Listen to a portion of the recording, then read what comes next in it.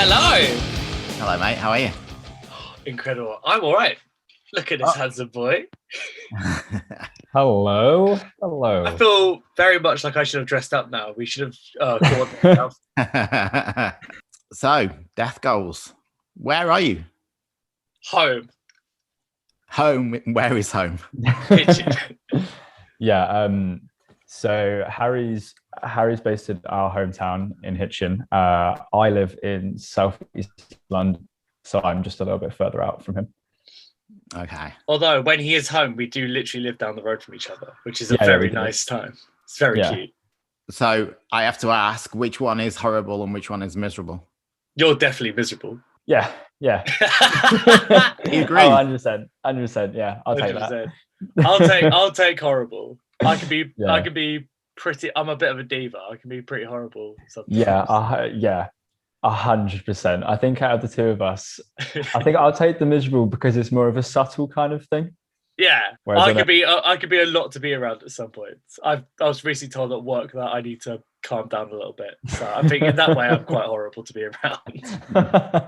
So you finally got your album out, and it's been out nearly 2 weeks. And from what I've seen, you know, I'm obviously over in Montreal, so I'm just seeing things online. The reaction seems to have been pretty amazing, right? How do you feel about how it's been received? It's really odd. Yeah, it's obviously lovely, and like I'm so happy that this is the reaction it got. I was very much expecting a couple of our mates would listen and be like, "Oh yeah, man, like that breakdown goes quite hard. That's quite cool." But to get the reaction we did from just like the first song we put out, I was just like, "Oh, this is odd," and it just built from there. Like, I'm still processing it a little bit. Like, and even then, it's not like overnight 1 million streams or whatever. But for us, and like, obviously, I've like been in this band from day dot, and we've never had anything like this. So the reaction of this just proves how, like, over time we've just gotten better.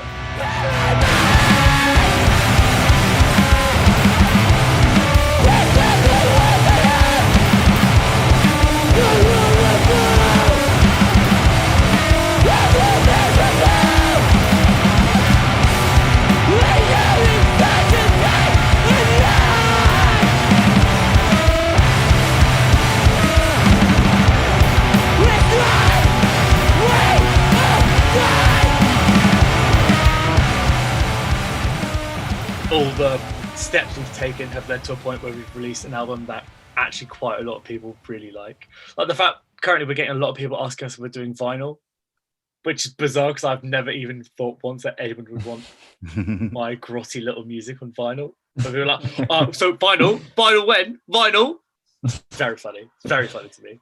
But that always feels like quite a mark for a band, I think, when you actually hold your own vinyl in your hand. Oh, yeah. Yep. So are you going to do it? We're in talks. Yeah. Yeah. To take us back a little bit, for anybody, like obviously a lot of people won't know the band yet, but I know that this started out like more of a solo project. So just give us a little bit of a brief history of Death Goals. So I started it when I was at uni in London. My old band was sort of on its last legs. I came from a sort of math rock, alt rock scene, and even then we weren't really in it. I just wanted to play loads of shows. Like that was the thing that's always been the thing that's been massive for me. It's like I like really high energy shows. I always went to really high energy shows. I was like, that's what I want. So I was like, I'll do a 2-piece, because in that case, you've only got to liaise with one other person to do a show, and then you can just do the show. It's loads of easy to book.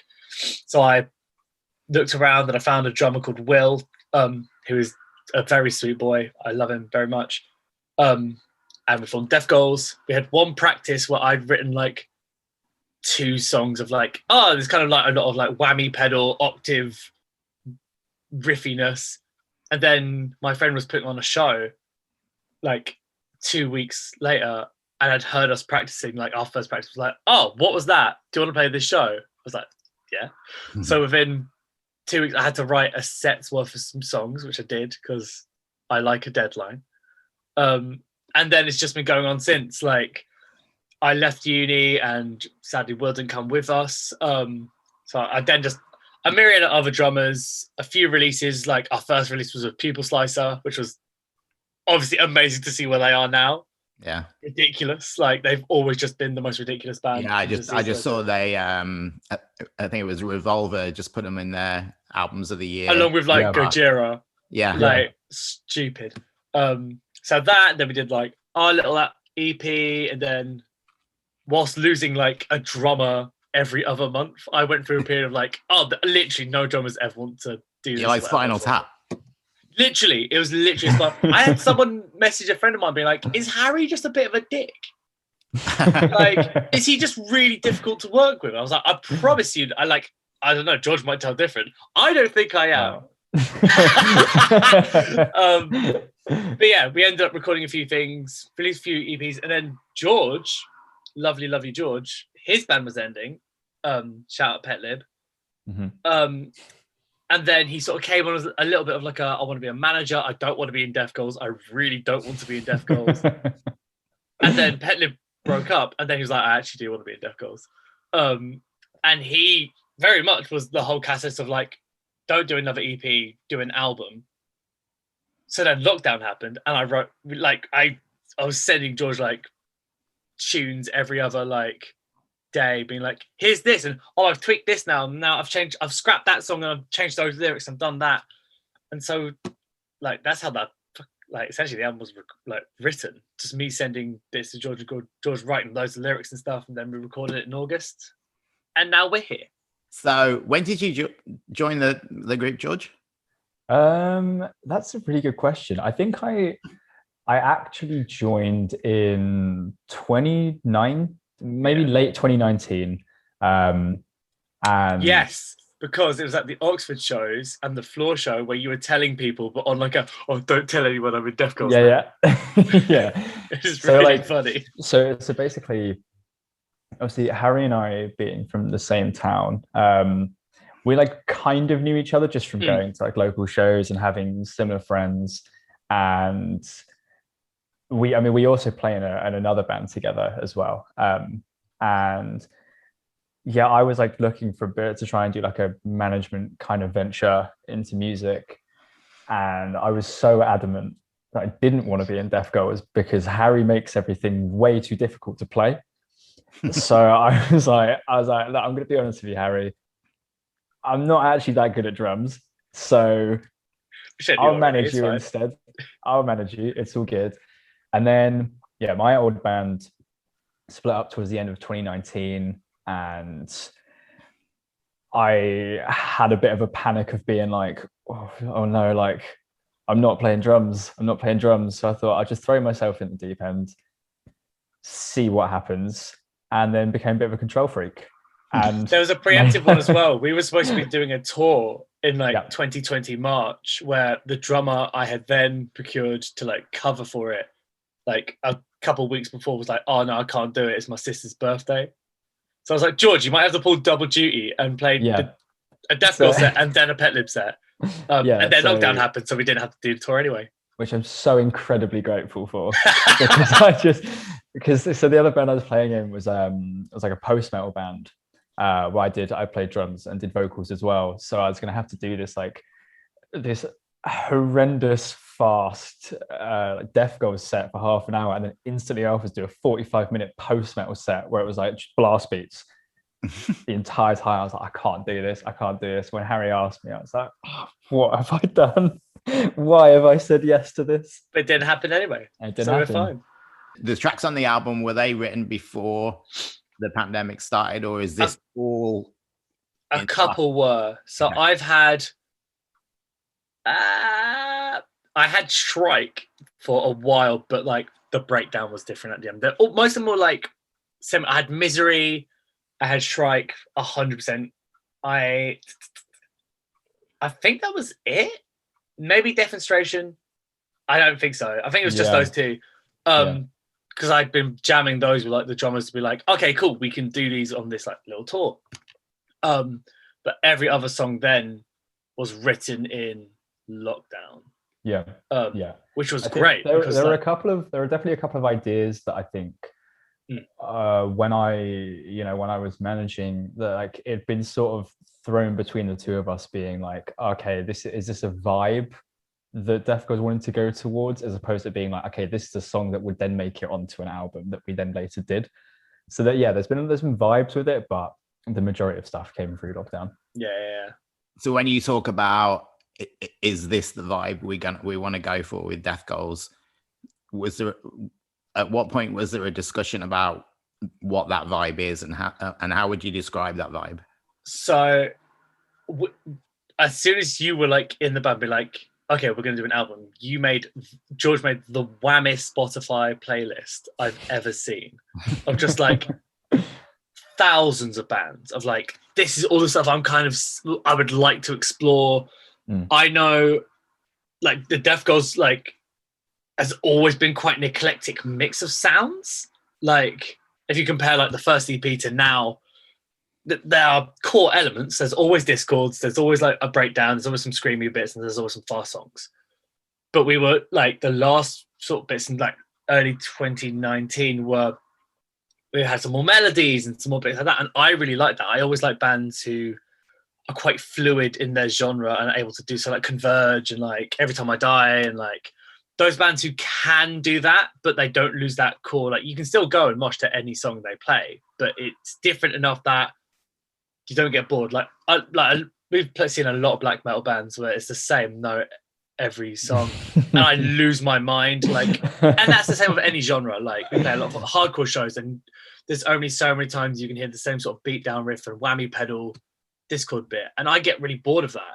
So going through this like playlist and being like, cool, I know I really want to have like, I like moments. Like I was really into Birds and Rose, so I was like, I really like how Birds and Rose have like really simple chords, but like they have so much power behind it with just the drums. So like I focused really hard on playing like the drum parts, or like as into Load of Daughters, like I need a song that sounds like really just janky sounds. Like I want that, or like just picking and choosing stuff, and then knowing I can't replicate that because I don't know how they do that stuff, and making it my own thing, which then turns like the album into this like cohesively Death Girls sound. It all sounds like Death Girls, but each song is varied enough that your ear doesn't get tired of the same blast beat, breakdown, discord, brie moments, which we love.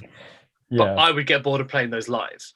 So having it change up makes it far more interesting for us as well as listeners, I think. So was there a certain band, like it sounds like you had quite an eclectic playlist to draw from for inspiration.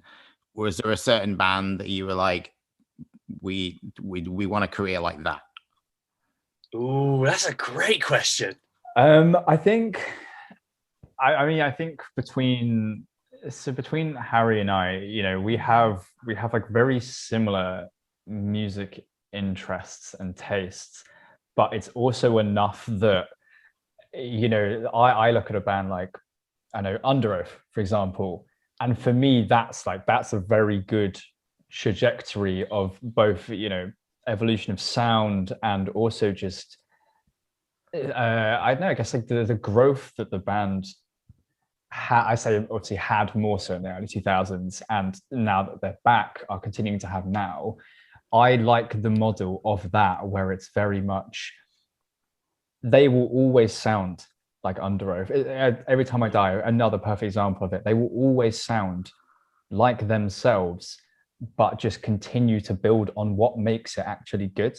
And I think obviously, you know, we're on our first record, our first full-length record, and we're in the place where we can still decide that sort of thing. We can be like, okay, I mean, we could write a second record and it could be the most heinously fast and heavy thing, or we could write a second record that could be like, you know, all of it sounds like Exit Wounds, and it's like got a real post-punky kind of side to it.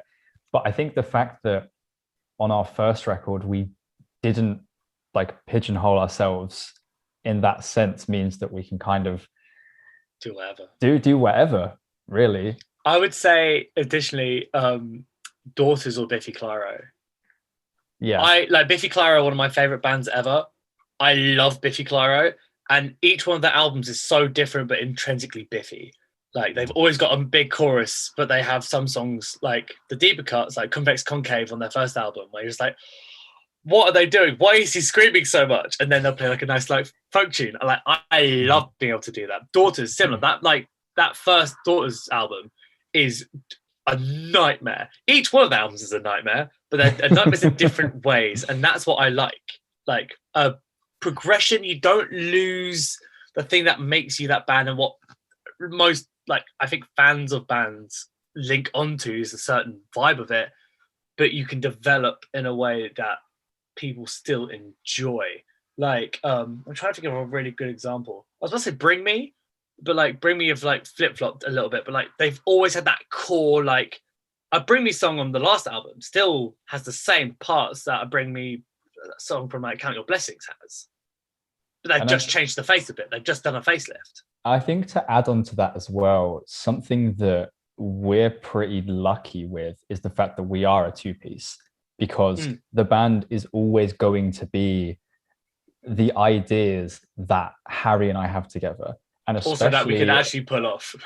Yeah, that we can actually pull off, but also as well, and something that we were really focused on with writing the whole album was the fact that we can back and forth vocals. Like that's something that I absolutely love in bands with multiple vocalists are always cool. Yeah, and I think that, you know, regardless of what the actual instrumentation sounds like, you're always going to have you've got Harry's vocal and then you've got my vocal. They are two pretty distinct things. It's like, you know, if you listen to our record, you kind of know that it's one or the other doing the vocal, and I think that's something that will always carry through. So as we develop as a band, it's still going to be like that is almost like the constant. Yeah, the constant is that will never change, and that will be the thing that, you know,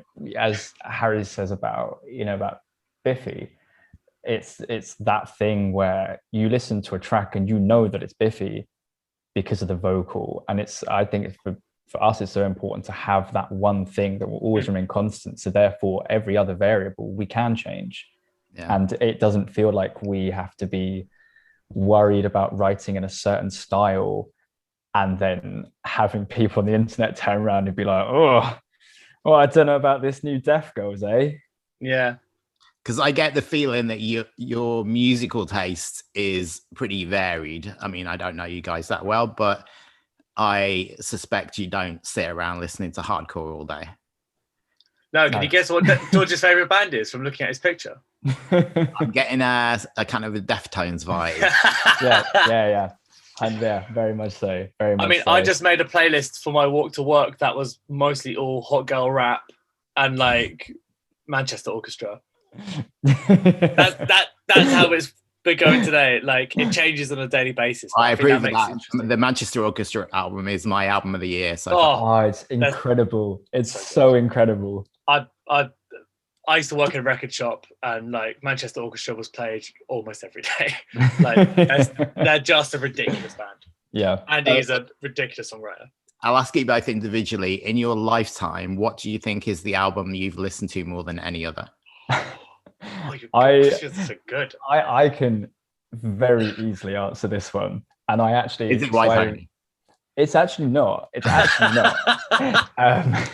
So I moved into my front room out of my bedroom to come and do this because I sat down on my bed and I have a giant Sunbather, the Death Heaven record flag above my bed. Happy birthday, by the way. To happy birthday to Sunbather. And I was like, oh, this is just a bit too me, isn't it? Like I can't show myself like that.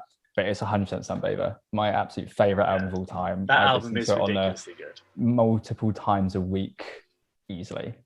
And how do you feel about the new Death Heaven? Love it, absolutely love it. So good. I mean, I'm a massive like shoegaze fan, so anything that's like shoegaze or sounds like it's straight from the 80s, absolutely fine with me. And when it comes from, you know, one of my favorite bands, absolutely perfect. Yeah, because they're obviously quite a divisive band. You know, that's probably played in their favor to a certain extent. Yeah. But this new record that they just put out, like it proves that they just don't care. Yeah. They're just so good at what they do, though. Yeah. Like, and they're another one. They've pushed the two sides of their like signature sound so far that now they're just going to release like an 8-minute just clean vocal shoegaze song. No one cares. It was like, oh yeah, wicked, cool. Yeah. And they did like a 4-minute pure like black metal album. I'd be like, wicked, amazing. Like, they can do no wrong. If they want to have some Johnny Marr like jangly Swiss guitar, I'm so on board. Like, they're wicked. That's also a ridiculous live band. I saw them with Touche and they were so good. So good. Insane live. I've seen them a couple of times here in Montreal. Last time was they played just before Baroness.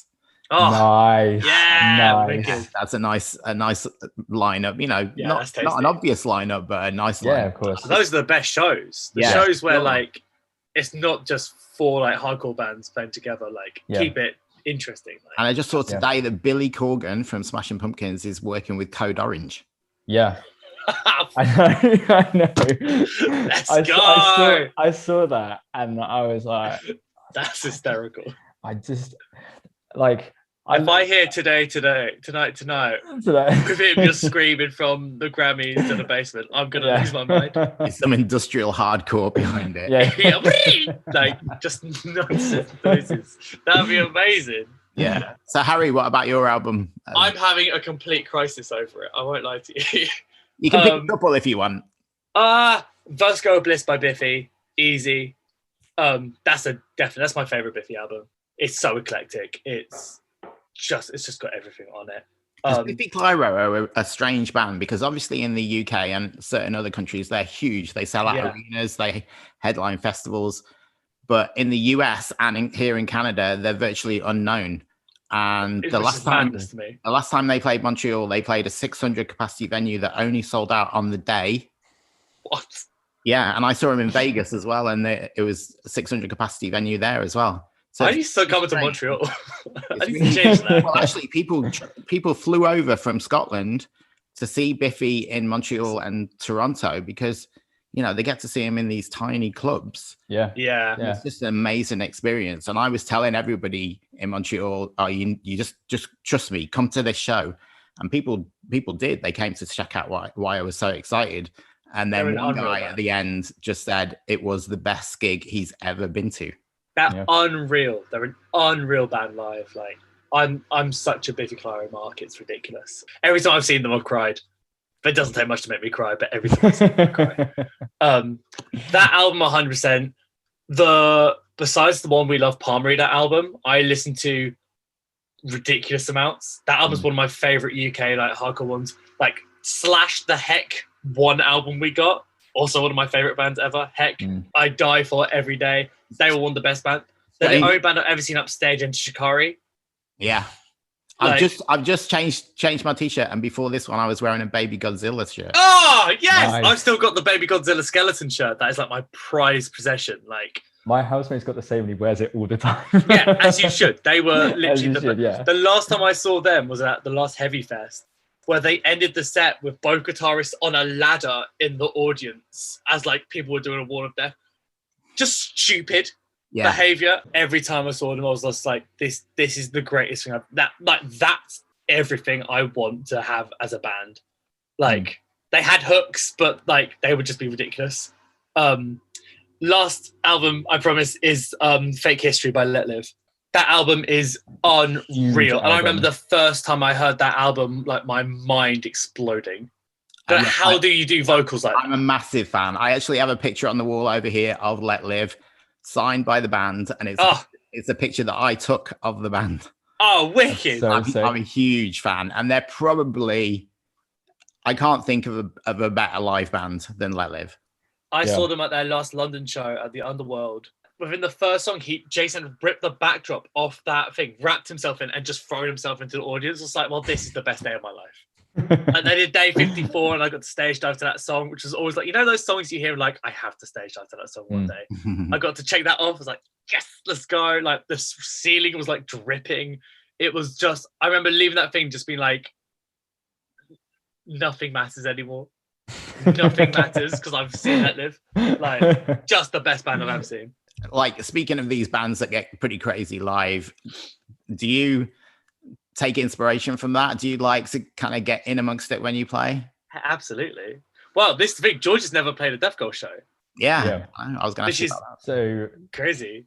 So I've never played a show with Death Girls, but I've seen Death Girls a bunch of times. I mean, Death Girls, to be fair, supported my old band a couple of times, and oh no!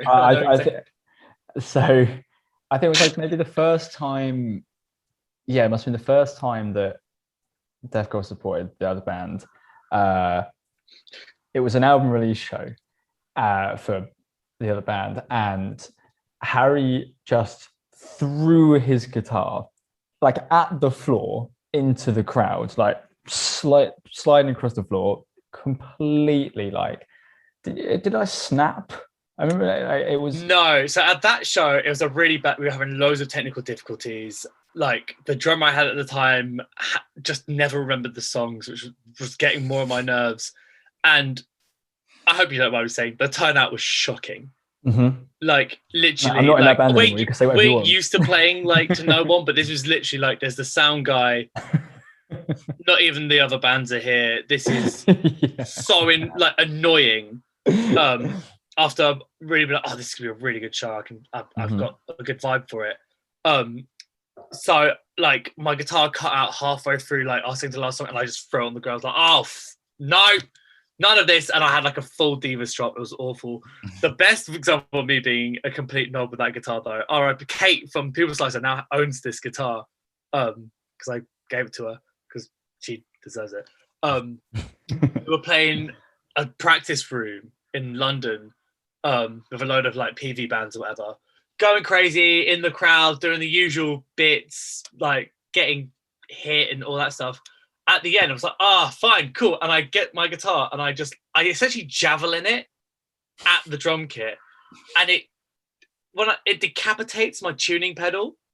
So that splinters.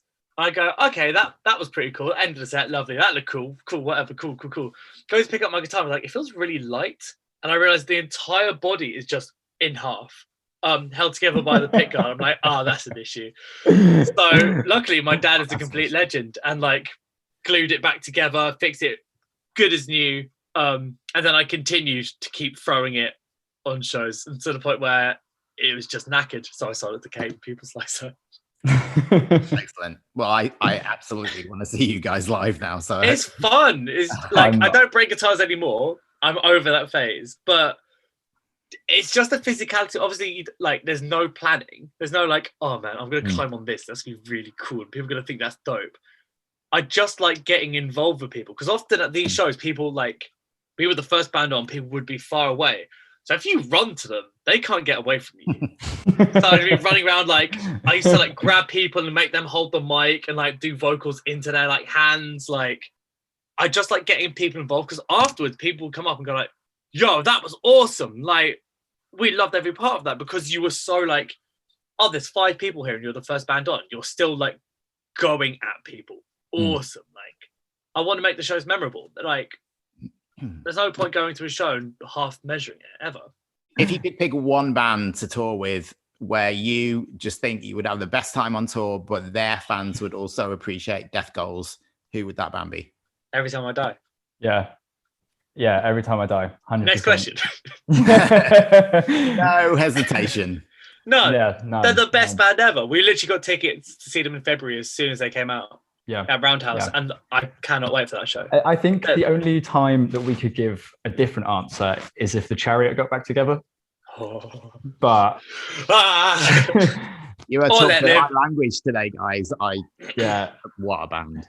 Literally. What a band! They are the absolute blueprint. You've got 68, who are similar to you guys, is a two-piece, making a lot of noise for a two-piece. Really good band live. I saw them opening for Every Time I Die, and they are ridiculous. Yeah. So that could be quite an interesting tour, 68 and Death But Cult. I'm a little bit of a diva, and I don't want to tour with other two pieces. I think if it's 68, I think we could probably manage. I could probably put that beside, or Death from Above. Yeah. Wicked two piece, or Lightning Bolt. Mate, there's loads of good two pieces. There's loads. There just seems to be these days. So there's loads. Literally, we like. It's a joke now, but like loads of our mates have now formed two pieces. We're literally like doing our thing now. We've made this our thing. Stop doing our thing. We invented doing two pieces, and I'm in another two piece with my brother. It's ridiculous. Like you've waited until the album to kind of approach some very personal subjects. Was that a deliberate thing? You wanted to wait? Was there a point where you were just like, I need to get this out? With the queerness, lockdown, and just being bombarded by news of awful people being very vocal about how much they hate people like me, made me feel a little bit antagonistic. So I thought now's the time. I was never like quiet about it. Anyone who knows me knows I'm not very subtle in my ways of being.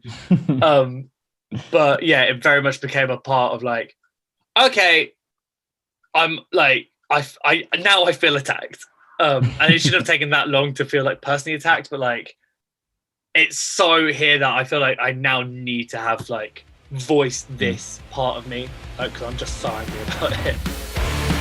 Like witches at the stake, you'll burn while you're too ignorant to understand. Running swappings and I know it can get traces all my life. So I make that legend die and fucking kill me.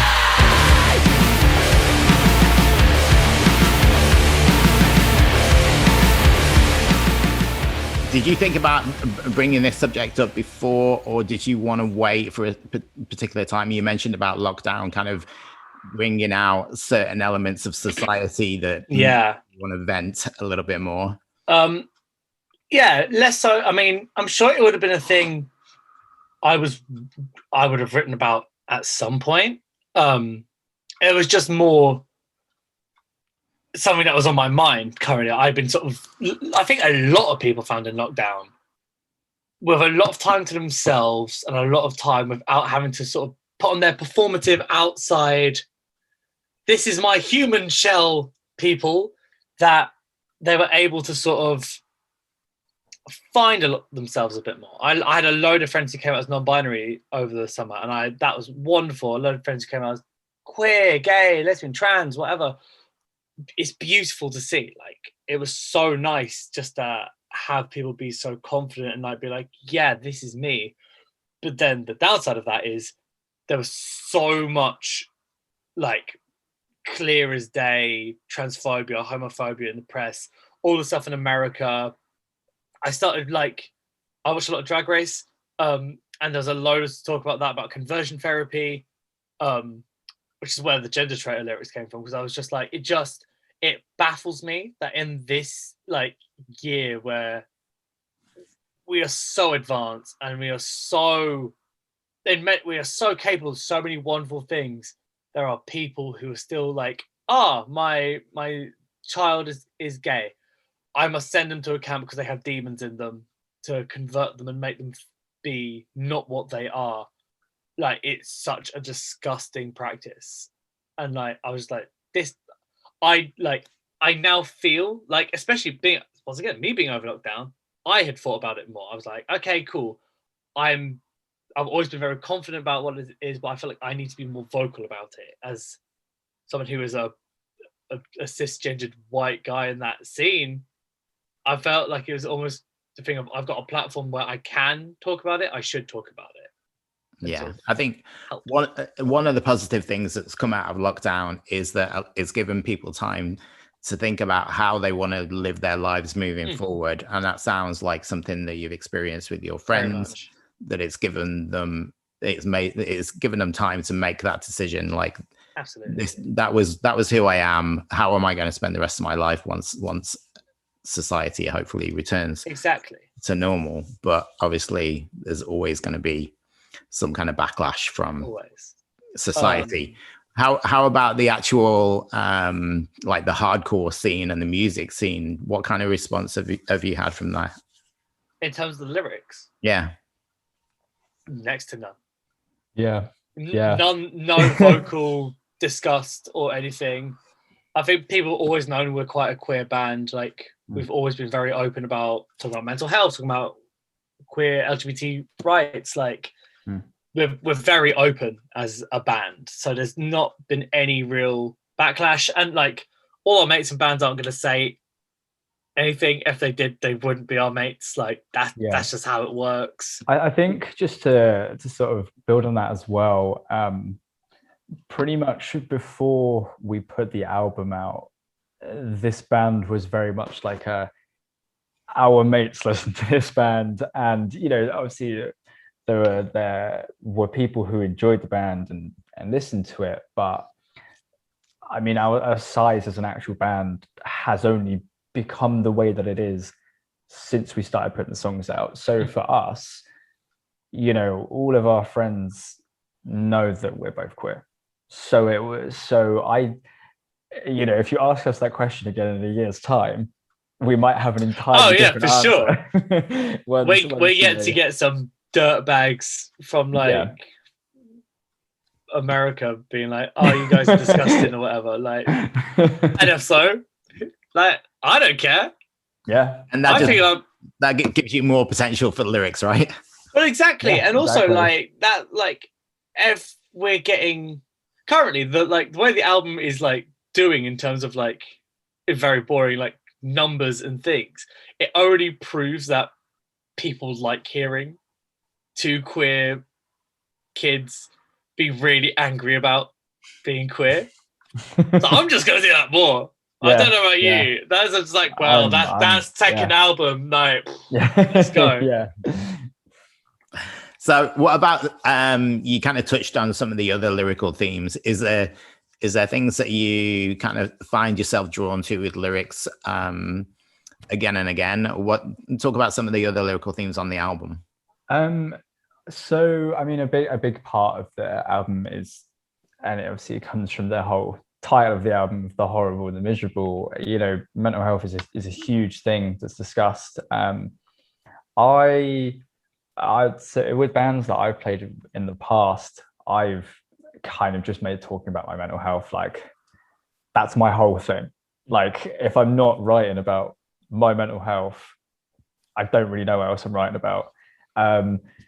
So I didn't really have like too much trepidation about talking about it on the album, but I think it was definitely, and I know that Harry is very much the same for this. It was very much the kind of thing of, because the music is so angry, it gave like a new platform to actually sort of break down things as for what they actually were. I mean, example of that is the track Exit Wounds. I wrote to be, it's about like problems like with drug addiction and rehab and all that kind of stuff, and something I'd never really spoken about in a public platform like at all. And so I was like, well, I've got this angry album, may as well do it now because I'm not going to have a better opportunity come up. So and then you have tracks like Nothing Left to Give, which is just like, this is about a breakup. This is about as much about a breakup as you could possibly write a song about. So yeah, it was just kind of like a bit easy to talk about. It was nice to have George writing lyrics, I must say. I hate writing lyrics. You can tell what songs I wrote lyrics for because it's 4 lines. Like they're really short lyrics, like they're really simple. George writes essays that I then had to write and like cut down and be like, okay, we don't need a 6-syllable word here.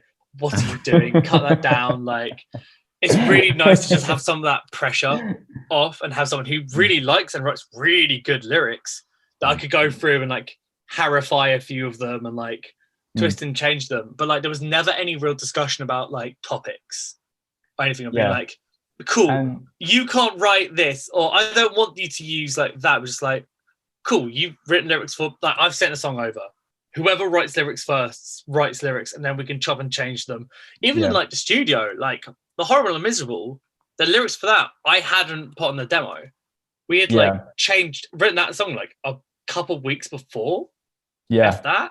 So like that and like the pre-breakdown bit, we improvised, which is mad. Is that whole like this is the sound of pure misery or whatever? Literally, George was like, no, it needs something there, something like this. And that like first take, first take, we did that one, and we were like, did more takes. That's it on the Blair than we did for the rest of the song. Yeah, it's the most important part of the song. It was the most important. People love a Blair. I love a Blair. They do. Now that Sam isn't doing them in Architects, we've got to do all of them. Exactly. I think as well, like a big part of just generally this entire album, but especially with the lyrics, was that, I mean, you know, Harry and I have known each other for so long now, and you know, let's say we play in another band together, see each other all the time, but I think we kind of, I'm trying to think of the way to put this, like we became like best friends, or we've been best friends, but we became best friends through doing this album. And because we were, it definitely brought us really close. Because we were talking every day, because it was lockdown and we were both going a little bit insane. It was like that 5 a.m. voice notes you got of me just go, no, it needs to be like boom, dum, dum, dum, dum, like and because of that, it made approaching like the lyrical style and what we wrote about in the album a lot easier. You know, we weren't sending each other these lyrics of being like, my life sucks, and then being like, oh, I don't know if we could put that on the album. It was like, this sounds cool, and also, do you want to talk about it? You good?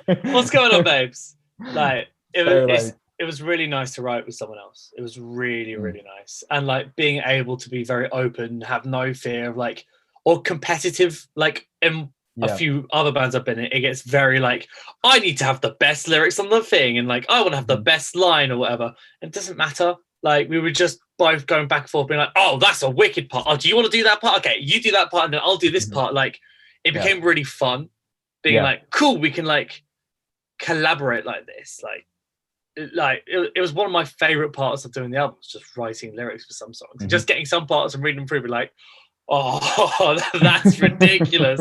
That's gonna sound so cool. Like, that's what I want. Has the writing process continued? And you know, like, have you already got songs? You already touched on the mentioning the second album.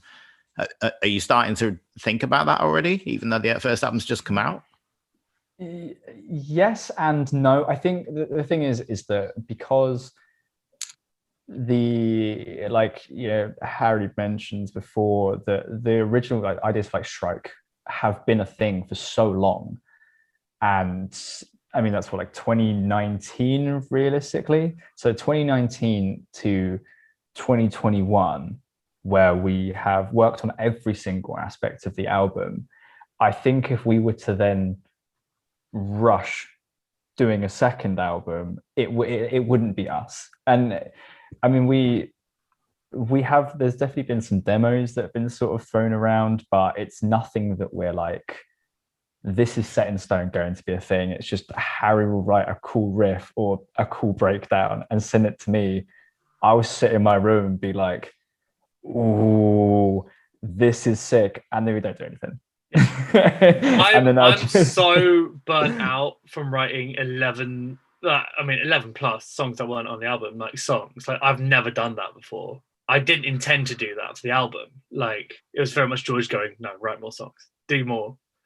That, like, and it was good because it pushed me. It was something to focus on in lockdown. But like, I know, like, as soon as, like, I remember, like, we literally finished the record and like you started talking about like, oh yes, album 2. I was like, don't even talk to me about that. Don't even mention that word to me right now. I want to get this one done and settled. I want to play some shows. I want to actually play these songs in front of people. There's so much I want to do before we even think about that. And like, also the actual like anxiety of like second album syndrome is maddening to me. Yeah, I actually had this the other day because we were talking to our manager Booley, shout out Booley one time, and I was like, so realistically, when do we need to have a second album? And he's giving us all this response about it. I was like, oh, no, oh no, it's the second album, and that's like, I don't know, for me, like that's always a band's like strongest album. It's always the album that I'm always like, you know, I think you build what the band is going to be on the first, and then the second one is where you actually really like showcase your skills. And I think terrifies me. no matter what, I know we won't release anything unless we were 100% happy with it. Yeah, I know. yeah. I know. I would 100%. flat out refuse. There were some songs that I was fighting you to the death over about not putting on the album, being like, we're not. If that song goes on the album, this album isn't happening. Yeah. Like parts, and I'll say it, I was right.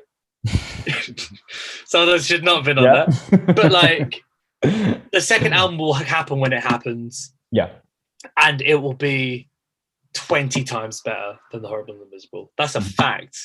The vibe's constantly changing and like developing. Like, I think we'll definitely take the steps we took on the first album and just push them further. That's how I always want to do it. I want to make the prettier parts prettier, the heavier parts heavier. Like, I'm not fussed about being a really techie band. I'm not in Rings of Saturn. I can't do that. Like, I've got no interest in really. We leave that to People Slicer. That's their gimmick. We're just angsty. We're just angsty little screamo boys. What is next for you? What's Death Goal's kind of calendar looking like? Off the back of the response to the album, it has, very lucky, and we're incredibly fortunate in this, it has opened some doors that I don't think, when we were planning what the next steps were after the album came out, we were like, oh, we'll be able to do this. We might be able to do this venue on a headline tour. We might be able to play X, Y, and Z places. And then the album came out, has had the response that it's had. And so now people actually want to book us. Yeah, so we've had to go back to the drawing board with our manager and be like, so what can we do now? Like, what's like the cheekiest thing that we can ask to do? It sounds exciting, and it sounds like a lot of positive things around. Yeah, it's gonna be great. Like next year, and the shows we have got booked are gonna be ridiculous. Like, I'm chomping at the bit to play shows. I'm so excited. I can tell. So excited. It's gonna be ridiculous. Just the way you talk about live shows, I can tell that you're just itching. I love it so much. Much. It's literally my favorite thing in the world. Like, I play music so I can play live shows. And the fact that I haven't been able to do that since March 2020 was the last show I got to play. And that genuinely hurts my soul. Like, to be able to play these songs that I know people are actually gassed about seeing live. Like, we've been on a few podcasts recently, and like people keep mentioning Soulflex. People keep mentioning like, oh, we now have to see this band live. And I'm just like, yes, come see us live. It's gonna be so good. Like, and that's how like we win I like to think we win a lot of people over. People who don't even enjoy our heavy style live go, oh, but they are fun. Like, so hopefully people come through and we'll have like a really lovely end of the year and a really awesome 2020.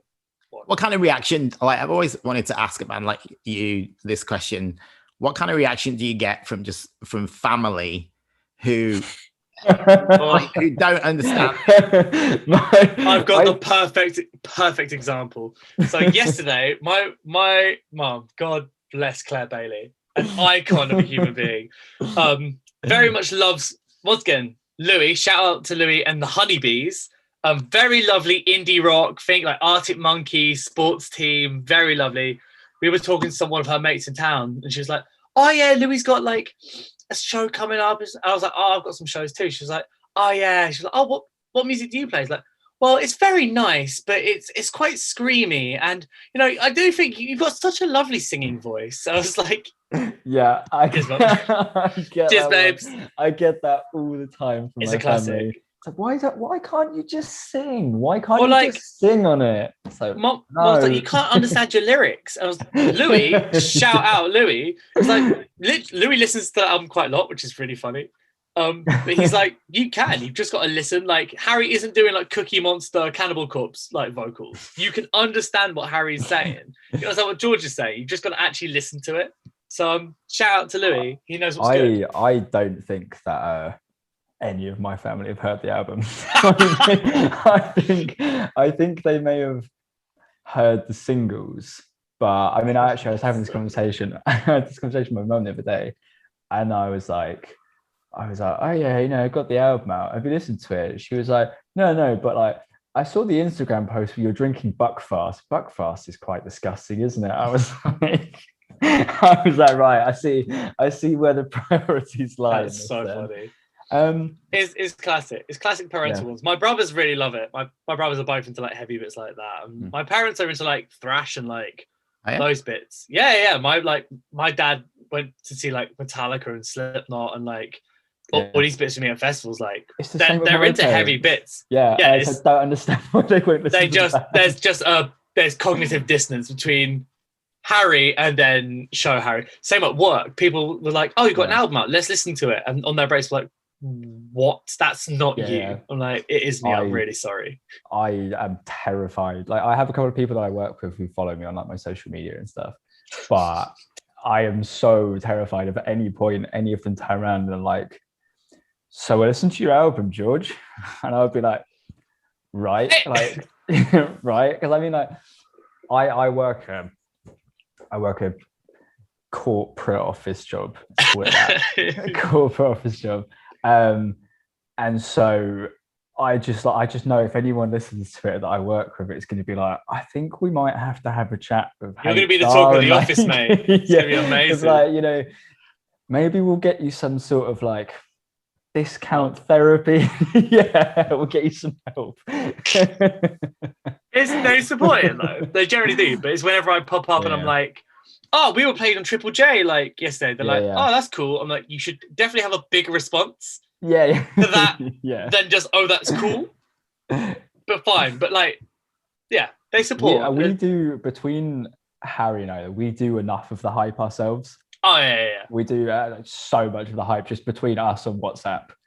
I mean, when the album actually came out, the day it came out, I'd been out for some drinks, and so I got back in at maybe like 10 to midnight, and I was sat with my phone in my hand waiting to call Harry, being like, that album's out. And as soon as I started saying it, like, between the mix of having too much to drink and just being so excited about it, I just started crying. I was like, the two very emotional boys. Yeah, we're two incredibly emotional boys. So we whilst the family aren't interested, it's fine, because we got each other. We got it. We're cheerleading ourselves enough. Exactly. Well, I don't think you need to cheerlead yourself that much, because everybody seems to be doing it on your behalf. Me being one of them, it's definitely one of my albums of the year already. Thank you so much. Thank you so much. Yeah, love it, and congratulations. And I'm excited to see what you do next, and I'm excited to see you live.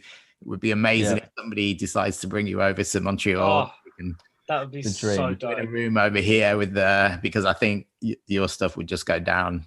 I'd love to. Like, I know Canada's got such a good like noise and hardcore scene, like Tunic, and like I'm a huge Mets fan, so like just Canada, like Cancer Bats, like Canada just has loads of hard, sick bands that I would love to like come over. On that Spirit Box band, also Canadian band. Are they Canadian? Yeah, I think I've been really into them recently. Yeah. I think they're Vancouver, which is the opposite side from where we are. But nice. We'll get the whole tour going. Don't worry. Cross country, easy. That's perfect. Well, thanks for your time, guys. It's been an absolute pleasure talking to you, and hopefully we get to hang out in reality at some point. Hell yeah, that'd be lovely. Thank you so much. Yeah, thank you. It's been an absolute pleasure. So take care. You too. Stay safe. Good luck with everything, and hope you get onto that stage soon.